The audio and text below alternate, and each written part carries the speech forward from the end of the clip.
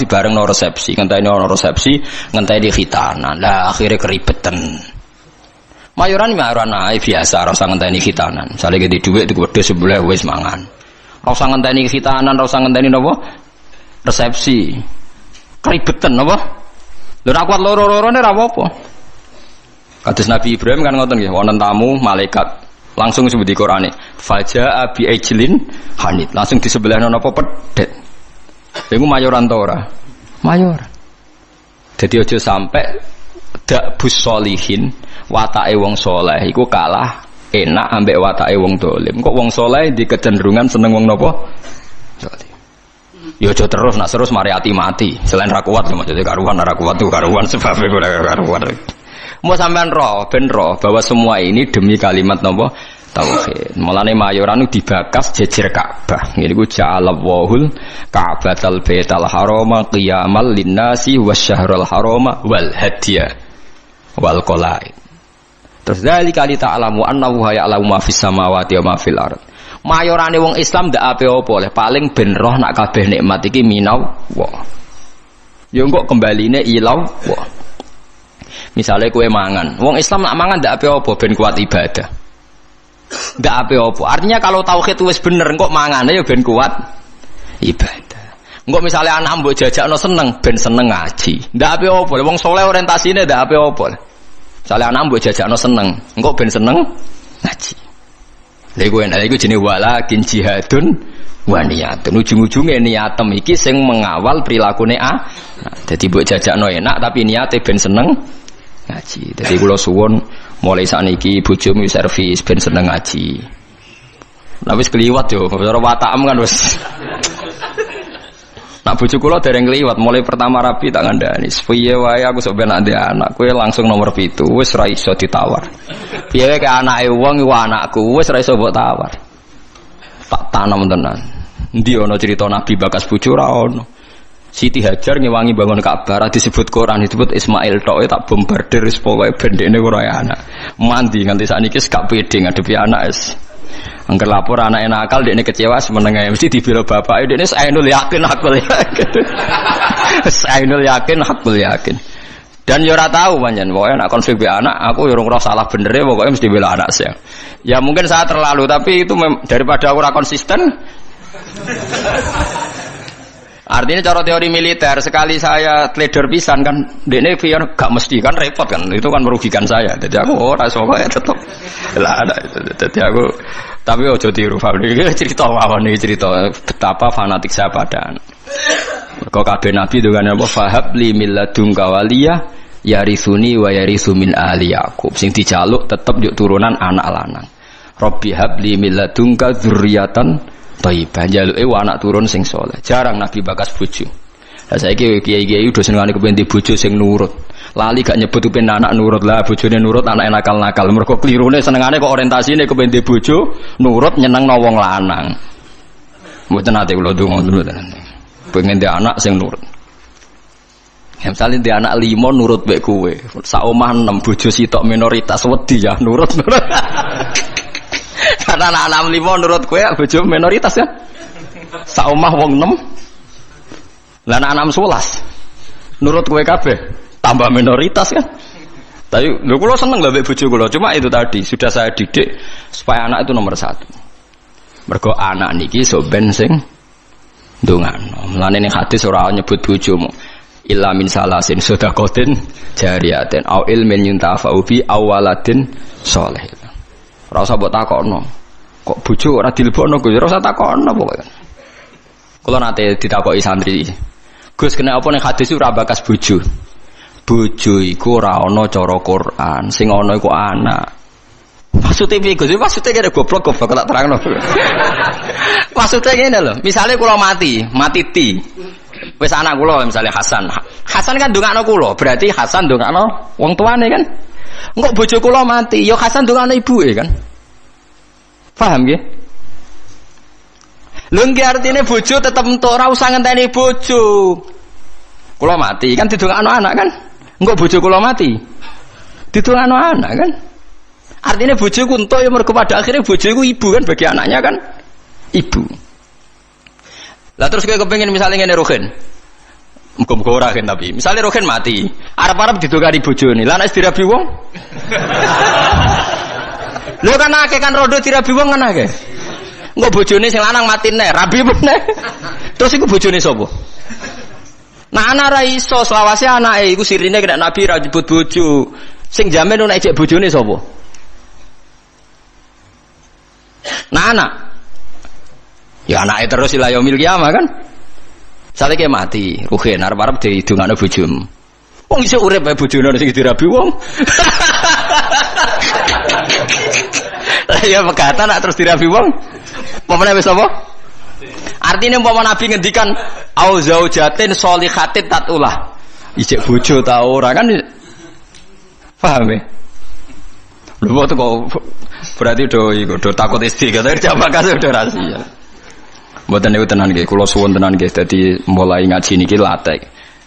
Anak kita ini sudah punya kalimat napa spesial. Rupane kalimat napa tauhid. Yang kalimat ini direwangi Allah ngutus Jibril, ngutus Kanjeng Nabi Muhammad, ngutus Mikail untuk kalimat tauhid.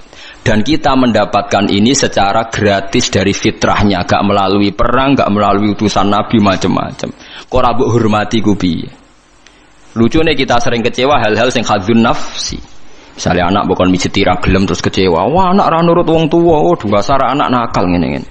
Iso ae cara pangeran, oh wong tua goblok, barang ra penting sih dianggap penting. Lah pangeran ngendikane ngono piye? Aku yakin pangeran ning aras ngendikane ngono. Oh, dasar orang tua bento, barang ra penting sih dianggap penting. Ayo nak pangeran takokane ngono piye? Dan mungkin kan? Karena Allah ngekek hak cacilik dolanan karwar rufi alqalamu an salasin. Wong telu ra kena dihisab. Cacilik nganti balik ayo jelas dijamin hukumnya pangeran. Ora kena disalahno. Pangeran sing pangerane ra iso nyalahno perkarane dijamin. Cacilik ra salat pangeran nyalahno ta ora? Mboten kan? Cacilik udo pangeran nyalahno ta ora? Mboten kan? Kowe trimo bapake. Aku yakin wong tak omongi ngono dugu ya. Aku yakin pangeran ning aras ngendikane kowe wong tua goblok. Barang ra penting jadi dianggap apa? Tengok. Sore Gus ra gelem wadus bocah kok cara pangeran ora penting. Akhirnya mulai rubah. Bareng rubah sing anakku temeran akal anak jiran bedok kaya ora ngono. Pokoke iki ajaran iki tanamno. Tapi mulai do mikir, mulai populer aja Lerua mulai populer. Tapi kula ndak tahu apa orang-orang itu ngenyek saya apa setuju ndak tahu. Tapi mulai dadi guyon. Jogeman nyentak anak cara Gus Makmal. Mari kualat. Tapi wong tuwa aja nyentak anak, mari apa? Kualat jare Gus Pak. Maksudnya apa ngenyek apa setuju ra roh. Tapi mulai mikir, jelas apa ketoke mulai dipikir. Tapi insya Allah sesuai sudah setuju. Insya Allah lama-lama ngerti bombardir terus ditutur-tutur. Sesuai apa? Setuju. Nak kula setuju dini, pun setuju dini. Ke sarah kula nggih hadise gini kok anak saleh sing ndongakno. Para nabi ngene apa wa ja'alaha kalimatam baqiyatan apa fi aqibi. Mulane Nabi Isa iku ora iso afdal kaya Nabi Muhammad. Mergo boten gadah dzurriyyah, mergo boten gadah napa? Dzurriyyah. Dadi termasuk beja-bejane tiyang niku sing gadah napa? Dzurriyyah. Nah soal sampean mikir engko nang dzurriyahe nakal-nakal ngene. Wis ta. Selagine jono kalimat tauhid ki coba kas nakal temen-temen. Semoga-moga disepuro pangeran. Piye wae wong sing lafal tauhid duwe alasan disepuro pangeran. Senajan to tahu salah. Nah, kalau enggak percaya baca di kitab Tobaqatul Auliya yang dikarang Imam Sya'roni. Beliau kalau nafsirkan ayat ini begini yang sering sampean pakai tahlil. Fa'lam annahu la ilaha illallah wastaghfir li dzambika walil mu'minina wal mu'minat. Niku dawuh Hasan Asadili nak nafsiri ngeten. Fa'lam annahu la ilaha illallah wastaghfir bidzalikal kalimat. Setelah kamu tahu la ilaha illallah, mintalah ampun karena kalimat itu. Karena siapapun yang lafadzkan kalimat itu, mbok dosa kaya apa mungkin disepuro. Karena berarti dekne gak musyrik. Beda ambek wong dosa gak duwe kalimat iku, neraka selawase lawas. Mergo innallaha la yaghfiru ayyushraka bihi wa yaghfiru ma duna dzalik. Saya itu sampai nangis maca kitabnya. Jadi kula pahalane nggih oleh Hasan Sane. Fa'lam annahu la ilaha illallah wastaghfir li dzambika bitil kalimah. Artinya siapapun yang sudah kadung lafaz la ilaha berhak disepuro. Buktine apa sing ra nglafadzno iku ora iso disepuro kan karena dianggap syirik. Artinya kalimat iku wis degja ya wis napa? Degja ya. Artinya anak-anak selagine di tauhid kok salah-salah lah mungkin disepuro mergo barokah kalimat tauhid. Mergo sing ra iso disepuro sing duwe dosa syirik. Artinya sing lafal la ilaha illallah ora napa? Syirik. Mulane dari Hasan Sadali wastaghfir lidzambika bitil kalimat. Paham ya? Bitil apa? Kalimat. Karena tanpa kalimat itu dosa kita tidak bisa nopo diampuni. Karena kita berarti di dosa nopo syirik. Artinya kena bayang anak putumu sebenarnya nakal-nakal kau bapaknya kau bayi misalnya kan berarti lah cong pokoknya kau tak titipi kalimat nopo tauhid. Lah liwat titipan kalimat itu wis iso disepur. Mulane fata amal dalik dari Hasan Sadali maka harus kamu angen-angen ini karena sak paket kan fa'lam annahu la ilaha illallah wastaghfir lidzambik bitil kalimat. Mulane urutan tahlil hak jenis bener. Sebutnya urutan tahlil biasanya ngawiti dalil fa'lam annahu la ilaha illallah. Mboten sing golek di sepuro bareng, no. Niku sing pokoke intine niku biniyati taqarrub, mari tahlil beda-beda. Kula nu tahlil Pasuruan yo ora paham. Tahlil Yogya ora paham, nek Rembang ora paham, tiap kiai kok tahlile beda-beda, pembedarane alim opo piye yo ora roh. Lah kaya la ilaha illallah kalimatu haqqin 'alaiha nahya wa 'alaiha namut. Nak teng daerah kula wabiha. Nak teng mriki wa 'alaiha. Nak teng Pati wabiha. Teng Rembang wabiha. Wonten kiai sing genane wabiha wa 'alaiha. Ora sing biha 'alaiha. Nak logikane nggih biha, tapi teng mriki 'alaiha ya. Sebagai kalimatu haqqin 'alaiha nahya wa 'alaiha namut wa 'alaiha nupas. Nah teng mriki wonten sing wabiha lepas. Nah kalau mimpin dalil ke wabiha genate waliha genate waliha wabiha genate lah. Iya. Jangan seneng tak mimpin dalil ora krana kula napa-napa, seneng cepete. Mun nggih mboten usah maca kata-kata penting ikhlas warga mun mantep bae kula. Mun maca ping 7 mawon itu sebar wah tetes cepet. Wah, semua wong awam repot. Dilatih cepet, seneng cepet. Engko ya akhire ra eling pangeran. Dilatih suwi gremeng ya akhire ra eling pangeran angel. Atau wong awam wis kadung angel. Lah iya nak dilatih suwi kok gremeng, akhire gremengi kalimat tauhid yo elek. Dilatih cepet ora seneng kalimat tauhid, seneng cepete. Lah yo elek meneh. Oh, dasar wong iso bener. Wes. Likulli ummatin niku tetep kedhe saben-saben umat jalna gawe sapa ingsun mansakan enggo ibadah bi fathis sin wa kasriha mansikan syariatan tegese syariat hum kang utawa wong akeh nasiku wong sing nglakoni ning syariat utawa ing mansak amiluna tegese nglakoni kabeh bihi bil mansak kabeh umat itu tak gawe tatanan sing beda sing dadi aturane fala yunaziuna mongko geman nentang sapa ngakeh ka ing sira yuradu den karsana bi iklan dawuh la yunazi unaka apa dawuh la tunazihum tegese aja nentang sira Muhammad hum ing kula ummah fil amri ing dalam urusan apa wae nak teng mriki amri dabi hadis tegese urusan sesembelian isqalu nalikane ngucap sapa wong akeh ma qatallah mau te perkara kota kang mateni sapa Allah iku ahakul we berhak antak kulu ento mangan sira kabeh ing ma qatallah mimma dibanding perkara kotal kang mateni sira kabeh oleh kurang ajar dadi wong kafir ya cerdas-cerdas. Mat, nak wedhus mati sing mateni sapa mat? Allah. Nah ana wedhus mati langsung lho, sing mateni sapa mat? Allah. Agamamu aneh mat, sing dipateni Allah langsung haram, sing dipateni lewat tangan manusa halal. Kudune sing mati langsung ku sing halal, mergo sentuhan Tuhan langsung ngono. Kok ora kacer ta. Sing lah ya umpama logikane manusa iku kamu toleransi, logika itu kan masuk akal juga kan? Mergo sing dipateni Allah langsung kok haram, sing dipateni manusa halal. Iku aneh cara wong kafir napa? Aneh lah. Wis kacau. Mulane jare Kanjeng Nabi, jare pangeran ngendikane pangeran aja urusi mat cangkeme wong kafir. Perkara iki wis kadang wong kafir nak ngomong nggih masuk akal lah. Mulane iku digateno cangkeme wong-wong iku. Watulan aja-aja sira ila rabbika maring pangeran sira ila dinihi tegese maring agamane Allah.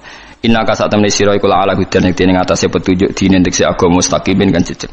Wa in jadalu lamun maidu sapa ngakeh ka ing sira fi amridin ing dalem urusan agama fakul mongko ngucap sira Allahu ta'ala alamu dat sing luwih pirsa ta sing pirsa bima kan apa tak maluna kang lakoni sira kabeh fa yujazikum mongko males sapa wa kum sira kabeh alaihi ngatasi mata malun wa hadza utawi iki ku qoblal amri sedurunge den perintah bil kita lan perang Allahu ta'ala yahkumu nguputumi sapa Allah benakum Allah sing gawe keputusan benakum ayyuhal mukminun wal kafirun yaumal kiamat ing dalam dina kiamat fima ing dalam perkara kuntum kang ana sira kabeh fi ing dalam ayu takhtalifuna sira kabeh bi ayakula gambare araf yen to takhtalifuna kang sulaya sira kabeh bi ayakula manane ikhtilafu bi ayakula gambare araf yen to ngucap sapa kulun saben-saben suci minal fariqa ini sanging kelompok loro khilafa qaulil akhar kelawan bedane pengucapan sing liya pokoknya wong khilaf ku sementing asal beda. Alam ta'ala mana ta ora ngerti sira al-istifham fil takrir kono temono hukum anna wa ing sat menawa ta'ala ya alam pirsa sapa Allah. Mak ing apa wae fis sama ing dalem langit wal ardi lan bumi.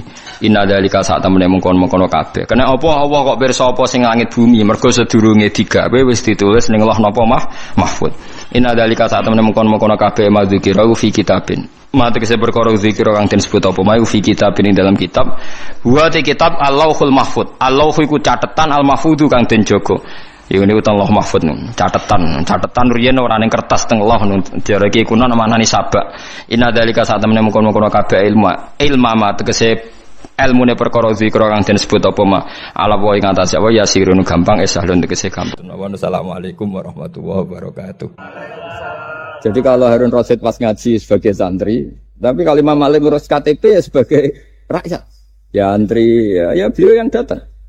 Jadi itu sudah ada percontohan hubungan yang sangat elegan, yang sangat saling menghormati antara seorang umara, yaitu zaman itu Harun Ar-Rasyid dengan Imam Malik. Padahal kitab Muwatta itu kitab yang sangat luar biasa. Akhirnya suatu saat anak-anaknya Harun Rasyid itu disuruh ngaji. Niku penggaweannya niku pekerjaannya itu suruh bawa kendinya Imam Malik kalau mau wudu. Pernah suatu saat Imam Malik wudu yang mengucurkan air itu putranya Harun Ar-Rasyid. Hanya dikucurkan ketika basuh wajah dan tangan. Pas Harun Rasyid lewat dinasihati juga. Halla ghusal taqaddamaihi. Harusnya kamu tidak hanya mengucurkan untuk wajahnya, juga untuk kakinya. Padahal itu anak seorang presiden. Jadi betapa dulu itu harkat dan martabat ilmu itu sangat dihormati. Nah, kenapa demikian? Karena ilmu ini yang membentuk sebuah bangsa. Jadi kalau kita berpikir jernih ya, oke kita ada BNN ya, polisi yang nangani narkoba, terus ada beberapa jabatan atau institusi negara yang bisa mengawal kecurangan, misalnya ada KPK, ada BPK dan sebagainya. Tapi tanpa masyarakat dibentuk kiai dan dibentuk norma-norma agama, itu capek. Mayoritas orang tidak mencuri, itu ya barokahnya dididik kalau mencuri itu dosa, kalau nanti masuk neraka. Sebelum ada KPK dan BPK, itu orang tidak nyuri ya sudah banyak. Karena memang tidak nyurinya itu faktor agama, bukan karena takut KPK. Artinya tanpa agama, tanpa nilai-nilai norma, itu nggak bisa kebayang Indonesia. Karena orang nanti nggak maksiatnya atau nggak salahnya itu takut aparat, bukan takut Tuhan. Makanya kalau guyonan anekdot khas itu ada orang melanggar rambu-rambu, ketangkep polisi. Kamu tidak tahu kalau ini larangan? Ya tahu Pak. Kenapa tetap melanggar? Karena tidak tahu Bapak di sini. Itu menunjuk polisinya. Itu khas Indonesia. Jadi kalau nggak melanggar itu karena takut aparat, bukan karena kesadaran hukum. Tapi kalau urusan rambu-rambu itu seperti itu. Tapi kalau urusan orang tidak zina, tidak maling, tidak korupsi, itu hampir mayoritas orang Indonesia. Itu karena takut azab Allah atau takut dosa. Sehingga di desa terbelakang yang enggak terjangkau polisi atau di daerah-daerah yang sangat terpencil, itu perilaku leluhur, yaitu tidak nyuri, tidak zina, tidak apa, itu ya tetap jalan. Karena mereka memang dididik oleh agama. Sehingga keinginan kita terbesar adalah bahwa sesuai konsep Imam Ghazali, al-ulama wal umara tau'amani. Jadi ada sinergi lah antara ulama dan umara. Dulu biasa raja-raja itu ngaji sama ulama.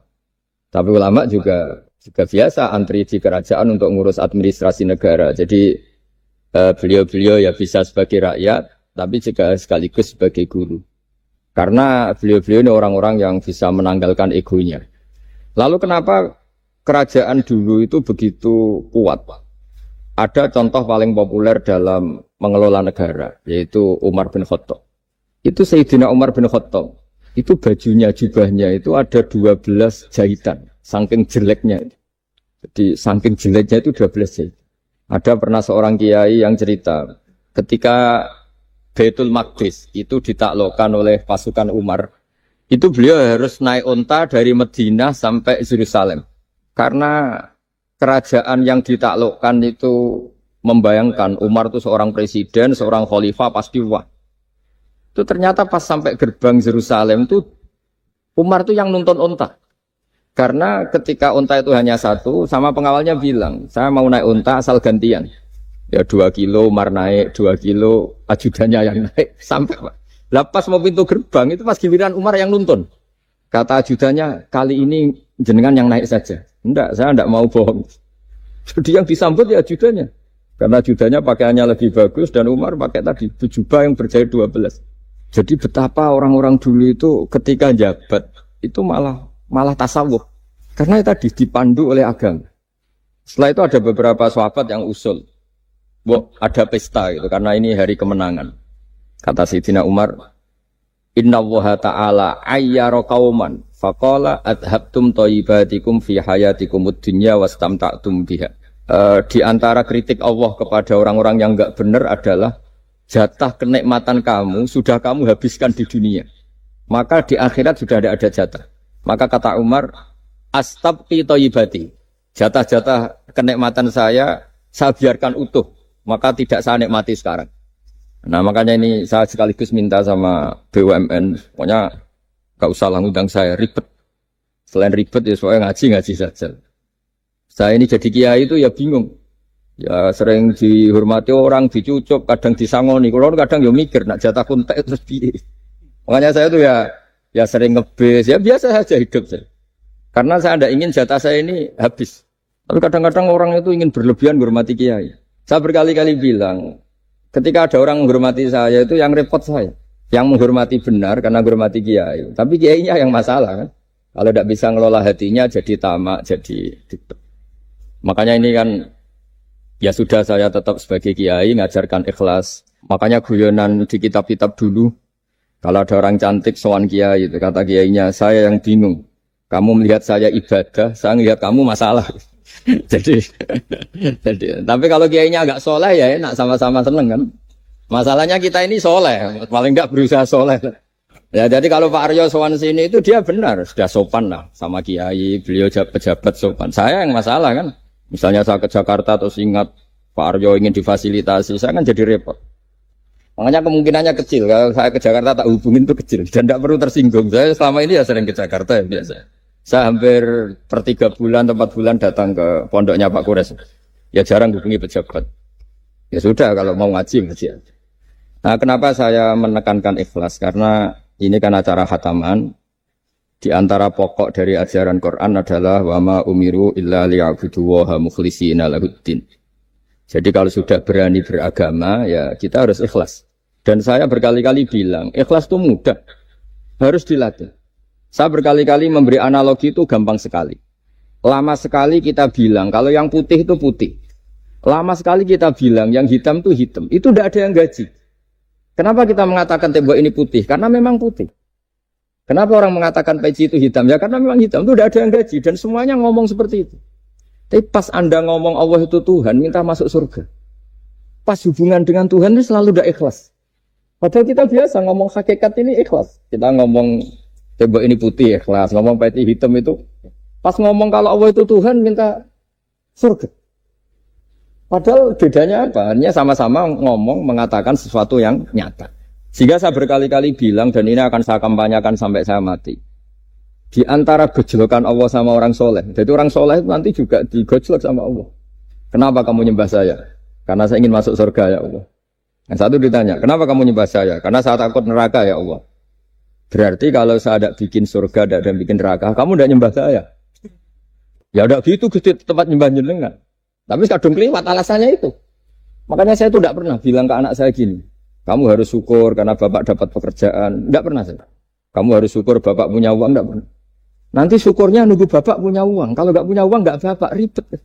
Maka ini yang bupati, yang pejabat tidak usah syukuran. Syukuran bapak naik pangkat, bapak direktur BUMN. Nanti kalau enggak sudah pensiun, sudah syukurnya hilang. Nah, karena ini kan ngaji sama kiai, ya saya ajarkan khas kiai. Saya sampai sekarang ya tidak nikmati kebesaran nama saya atau apa. Karena tadi memang harus dilatih. Kalau kita bisa mengatakan putih itu ikhlas, tanpa tekanan, tanpa imbalan. Kenapa pas mengatakan Allah Tuhan harus minta surga? Padahal Allah itu tetap Tuhan meskipun tidak menciptakan surga dan nah dari pemahaman seperti ini para mufassir itu tahu kualitas kalimat fattaquni ya ulil albab. Takutlah kepada saya. Jadi kualitas kata fattaqun naro sama fattaquni itu bagi orang-orang hakikat lebih takut kalimat fattaquni.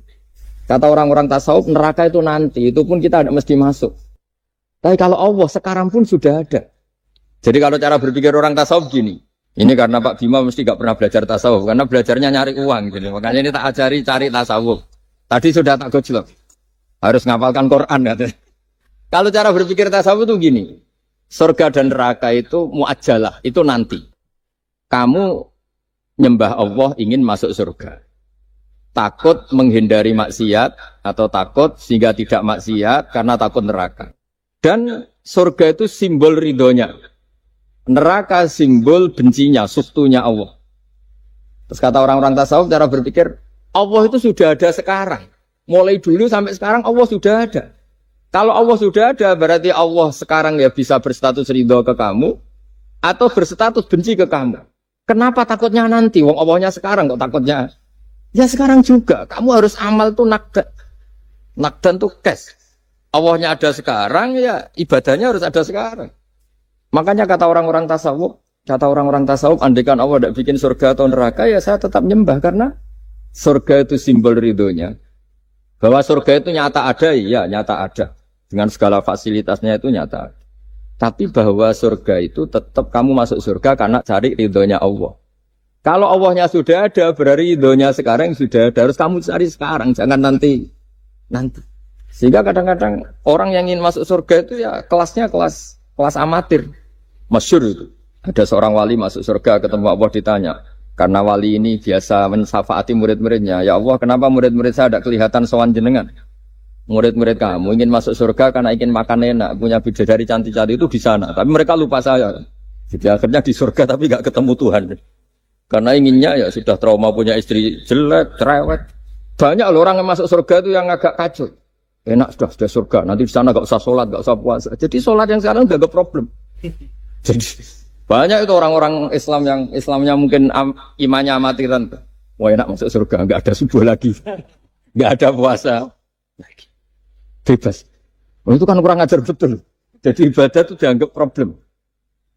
Bandingkan di cerita dunia wali itu ada wali bertanya gini, ya Allah apa di surga itu ada sholat? Ditanya sama Allah, kenapa kamu tanya gitu? Kalau tidak ada sholat mendingan saya tidak di surga. Dia tidak bisa membayangkan ada kenikmatan di atas sholat. Nah kalau jenengan kan nggak bisa membayangkan kalau di surga masih disuruh sholat. Sampai sekarang aja kita tahu berhentinya sholat itu kapan. Kalau sampean tanya gitu, kalau ingin berhenti sholat nggak wajib, majnun. Jadi orang gila langsung nggak wajib. Jadi artinya harus dilatih ilmu-ilmu tasawuf seperti ini supaya hidup itu nyaman. Hidup itu nyaman. Dulu Pak Imam ini ada Pak PJ Rembang. Itu dulu ada seorang raja didatangi ulama. Gimana cara saya tidak nikmati jadi seorang raja? Ulama itu nasihatinya gampang. Dia omongin gini Pak Arya. Pak Raja, kalau kamu di Sahara, di padang Sahara, kemudian Anda kehausan. Kalau tidak minum satu gelas air, Anda mati. Apakah? Terus kemudian yang punya air bilang gini, kamu tak kasih air, tapi syaratnya kerajaannya kasihkan saya. Kamu kasihkan apa milih mati? Wah ya milih dikasih air. Mendingan nggak jadi raja tapi hidup. Terus la tafrah bimulkin la yusawi kak samain. Kamu jangan bangga dengan satu kekuasaan, dengan satu kerajaan yang nilainya sama dengan segelas air. Akhirnya dia terjadi raja yang soleh karena ternyata apa? La yusawi kak samain, tidak sama atau ya nilainya itu masih kita-kita yang rakyat yang tidak jabat. Misalnya masyarakat, itu ya harus berpikir gitu. Orang tidak jadi bupati tetap hidup, tidak jadi pegawai BUMN tetap hidup. Tapi kalau nggak minum air itu mati. Dan rata-rata rakyat itu bisa minum air. Artinya apa? Kita dan mereka itu sama-sama punya nikmat yang pokok, yaitu sadur rumki, nikmat yang bisa mempertahankan kehidupan. Jadi nikmat selain itu tidak pokok. Sehingga orang itu bisa jadi wali. Jadi ini resep jadi wali. Jadi wali itu udah harus tirakat dalail, terus gak pernah makan nasi, itu enggak, itu keberatan. Jelas sebagai ibu anda enggak mau itu, mesti enggak mau itu. Mesti enggak mau. Ya enggak mau, ya enggak bakat. Jadi sudah pasti enggak mau. Karena ini saya tahu banyak tentang beliau. Pak Aryo itu bin selamat. Dulu abahnya itu ditobatkan Gusmi. Dingertikan agama oleh Gusmi. Karena beliau ingin tetap mencintai Kiai, korbannya saya. Karena Gusmi meninggal, terus mahabbahnya diarahkan ke saya. Tapi saya berdoa supaya diarahkan ke banyak kiai lah, supaya saya tidak jadi objek sasaran. Nanti juga repot ini. Saya itu sering disewani orang dari Kalimantan, Sulawesi, saya ingin idolakan jenengan, saya ingin dekat dengan jangan. Saya sudah lah pakai kiai lokal di sana aja, jadi sampai tidak ganggu saya, terus kiai lokal di sana juga tidak mahjub oleh saya. Kata saya. Saya teruskan. Jadi dulu para raja itu dilatih oleh ulama, termasuk dilatih begitu. Kamu punya kamar 1000, kalau tidur per 5 menit ganti kamar. Karena eman sudah dibikin kok nggak dipakai. Nggak juga, punya kamar 1000 yang dipakai hanya 1. Ngapain punya 1000 yang dipakai hanya? Punya baju 1 lemari, yang dipakai hanya 1. Apa mentang-mentang bajunya 5 terus pakai rangkepan sampai 5. Punya mobil 5 yang dipakai ya. Jadi orang dulu itu dilatih sebegitu. Sehingga dulu itu tidak ada raja kecuali punya penasehat. Zaman belum Islam ada resi, kalau setelah Islam ada ulama. Sehingga mereka bisa menertawakan kerajaan. Maksudnya dianggap biasa. Ada seorang raja ditanya ulama, khas seorang raja itu apa? Merintah tidak bisa diperintah. Terus si ulama ini tiap pagi itu datang ke atas gunung, cari tempat paling tinggi terus mutolaah kitab. Setelah mutolaah kitab ya wasik ya. Kayak saya kalau belajar ya asik. Ngalang-ngalain jagungan sama pegawai BUMN kalau saya sudah belajar. Terus dia bilang, enaknya apa jadi raja? Saya di sini nggak ada yang memerintahkan saya. Berarti saya dengan raja sama. Dan kelebihan saya juga tidak ada yang ganggu. Kalau raja masih banyak yang ganggu. Artinya bisa mengolah. Kalau sekarang enggak. Banyak kiai yang melihat pejabat itu kayak gimana. Wong kok mulyane ngono. Buka pintu aja nggak pernah. Mulyane kayak gitu. Yang jenis ini dia rugi. Sudah iri. Nggak punya kenikmatan sendiri. Ulama dulu itu bisa mengelola kenikmatannya sendiri dengan cara seperti itu. Makanya masyhur Sayyidina Ali itu kalau malam itu diantara sebab beliau tambah dekat sama Allah. Itu diantara wiridannya itu bukan kayak wiridan kita itu enggak. Wiridannya begini. Ya Allah, kafani izzan an takuna li rabban wa kafani fakhran an akuna laka abdan. Saya sebagai manusia ini sudah sempurna, punya Tuhan engkau. Tuhan yang maha dahsyat, maha top. Kayak apa nyesalnya saya kalau punya Tuhan hanya sebuah batu, hanya pahatan batu. Atau Tuhan yang mati, atau Tuhan yang kelaparan. Wa kafani fakhran an akuna laka abdan. Dan saya ini bangga karena jadi hambamu. Jadi orang dulu itu nyembah Allah itu tidak harus dengan kalimat subhanallah akbar. Tapi punya kesimpulan yang menjadikan mereka ini nyaman dengan Allah. Abu Yazid Al-Bustami itu diangkat jadi wali setinggi-tingginya itu diantaranya kalau wiridan bilang gini, ya Allah kenapa engkau ngasih makan saya, ini aneh. Kenapa engkau ngasih minum saya itu aneh. Di mana-mana orang memberi itu ada kepentingannya. Misalnya majikan, bayari karyawan karena ada kepentingannya. Malah kalau di fikih itu agak absurd. Fikih itu hubungan suami istri itu agak kacau kalau dalam fikih. Lelaki itu tidak wajib nafkahi istrinya kalau tidak ngasih. Jadi kayak agak-agak transaksi. Dan istrinya punya hak nggak mau diajak kalau nggak dikasih nafkah. Jadi makanya dulu Mbah Mun tuh kalau ngajar saya fikih itu ngajari wong perhitungan. Dan maksudnya wong ambek bojo kok perhitungan. Tapi di mana-mana hubungannya orang tuh begitu. Wong kenal kiai, nak orang mloro kiai diatur ngene iki ora marem. Singkat cerita Bu Yazid itu tuh, ya Allah engkau zat yang luar biasa. Engkau tidak butuh saya tapi ngasih saya. Ini fenomena aneh. Di mana-mana orang ngasih itu ada kepentingannya, apalagi pilkada. Wah, itu tambah banyak kepentingan. Artinya dia bisa mensifati Allah dengan cara yang enggak kebayang orang lain. Allah itu tidak butuh kita. Tanpa kita sudah jadi Tuhan, tapi ngasih kita.